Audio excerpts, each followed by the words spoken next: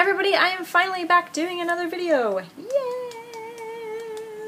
So I think it's been about 2, maybe 3 weeks since I last did a video, and I apologize before we get into what this video is really about the long period of time without another video. Honestly, my life's pretty busy, and I try my hardest to do this because this is a hobby that I enjoy and I love, and it's one of the things that gives me great happiness to do.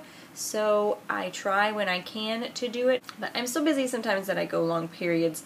Now this is not nearly as long as I went last year. I think I went about 4 months without doing a video. On to what this video is really about. I promised you guys weeks ago that I would be doing reviews on the manga that we read for the BookTube Manga Club. Links down below to the club. I myself am a moderator along with Adriana from Perpetual Pages. I will also leave a link to her channel down below if you want to check her out. She is an awesome booktuber. So I was going to do separate videos for the reviews. But honestly, I went too long after having reread these manga. If I had recorded a video right after reading these, they would have been separate videos and much longer. Since I went so long having had read these, I've forgotten a lot of the points that I wanted to make as to why I liked the book. So instead I ended up just doing a MASH review video of both Death Note by Oba Tsugumi and art by Takeshi Obata, and also Monster by Naoki Urasawa.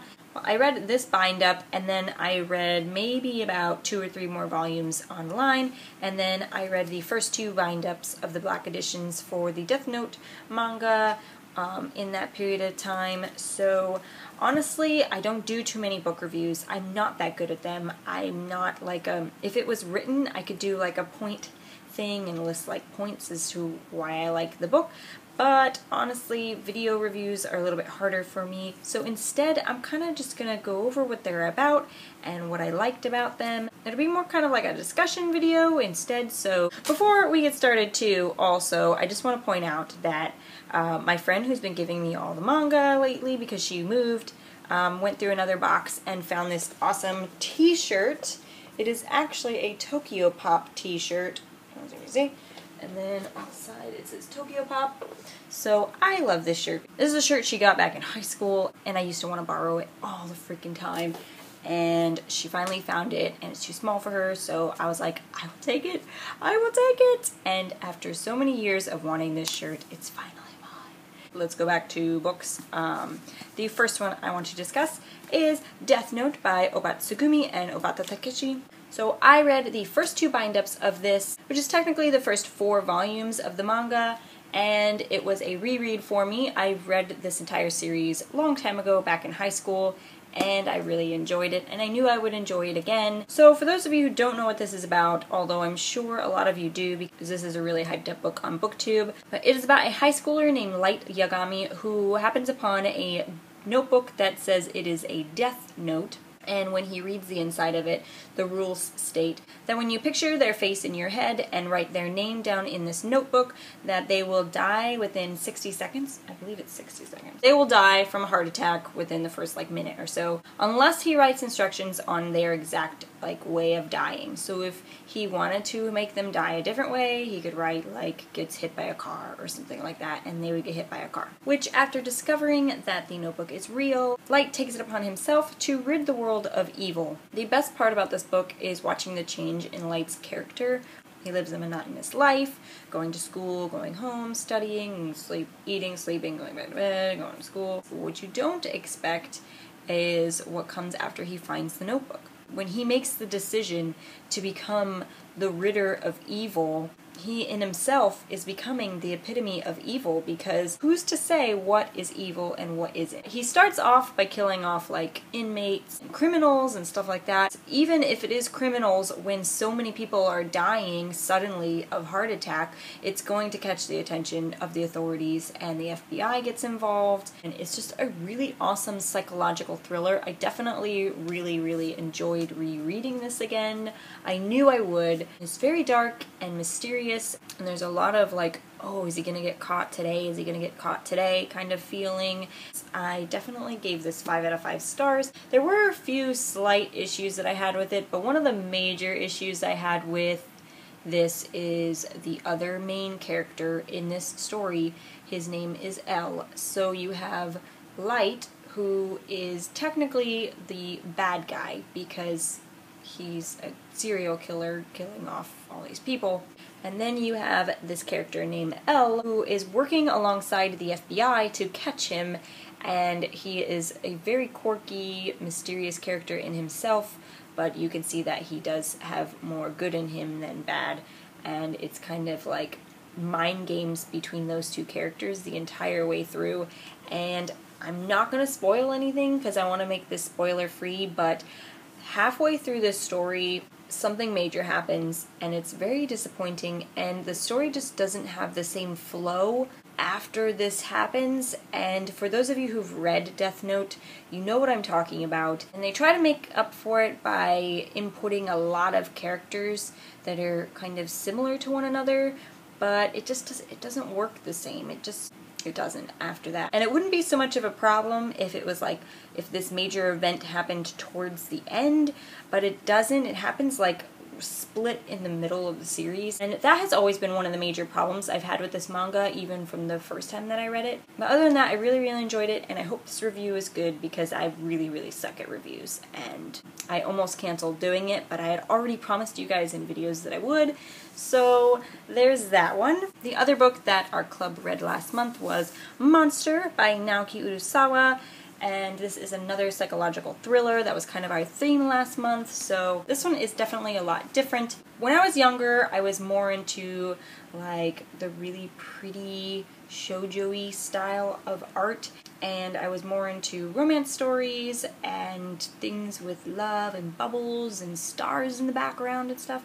This is definitely not that. This is more for an adult audience. This is a seinen, which is geared towards an older guy audience, but really, I mean, that's just a label on it. Anyone can enjoy it, and it was really good, and I really enjoyed it. This is a story about a doctor named Kenzo Tenma who moves to Germany to work at a very popular, well-known hospital. He is a very skilled neurosurgeon. He is doing good, he's moving up the ranks, he's even dating the director's daughter, and life seems to be going well for him. His only issue is that, like in Death Note, there's a lot of dealing with morality and what you believe is right and wrong, and one of the issues that he had at the hospital was that the director and the people in charge kind of wanted to dictate who he would do surgery on instead of it being on just who needed it the most. It was mostly just like rich politicians and stuff like that. It was a very politically driven hospital, and one day they get a call about a boy who's been shot in the head, and he's kind of sick of it, and Tenma finally just decides to do what he wants, and he performs surgery on this little boy and saves his life. In the process of doing this, they get mad at him for not listening, and they basically demote his job. He's no longer the head surgeon, and his girlfriend leaves him, and things aren't looking too well for him. When he's kind of at his lowest, the little boy wakes up, and he's kind of like thanking Tenma for saving his life. You know, he finds solace in that, and then he comes back to work to find that the director has been killed, and several of the other people in charge of the hospital have all been killed. And the blame is kind of put on Tenma because of all of the bad stuff that they had been doing to him. Everybody knew that they didn't really like him, and that all this bad stuff was happening because of them. At the same time that this happens, the little boy, who also has a sister, I did not mention that, the little boy and his sister disappear from the hospital the exact same day. And years later, I believe it's like 10 years later, he meets up briefly with the boy who has grown up to be a serial killer, basically. And he's going around and killing all these people. Tenma feels very responsible for saving his life, and so he makes it his mission to go after this guy to either kill him or in some way stop him from continuing these murders. And it just goes way more into depth than that, because there's this whole thing about how the little boy grew up and how he was kind of trained to be a soldier, and how his mind was just never right from the beginning. Like, even his sister was afraid of him, and everybody has kind of been afraid of him because he just, according to everybody, he just has no feelings. He just has no feelings whatsoever. And It was really, really weird, but the last chapter that I read had something to do with Nazis, and I'm just more intrigued to find out, you know, where this story is going, if he ever catches the guy, and I just am really, really enjoying this. This is a much older art style form, and that's why I mentioned that when I was younger, you know, I wanted the bubbly, big eye look, and this is not, and I actually like that about this. It fits, like, what the story is about. You know, you can't have bubbly characters but have, like, such an adult-themed storyline to it, so I had also given this 5 out of 5 stars when I read this last month, and I super enjoyed it, and if that's something that sounds interesting to you, please go read it. As for negative thoughts about this book, my only negative thing about it is that there is a lot of talking. There's a lot of dialogue in here, and so there were times when I found myself skimming through the pages because I kind of wanted it to get to the point, because they would kind of go off into rants about something that wasn't really related to the main story, but I loved it. And there's all these characters that are interwoven together that have something to do with the story, and it's just such a great read, and I cannot wait to read the rest of this. I've already mentioned that I love Naoki Urasawa. I'm in the middle of reading 2 other series by him, and I'm loving all of them. So those were my reviews for Monster and Death Note.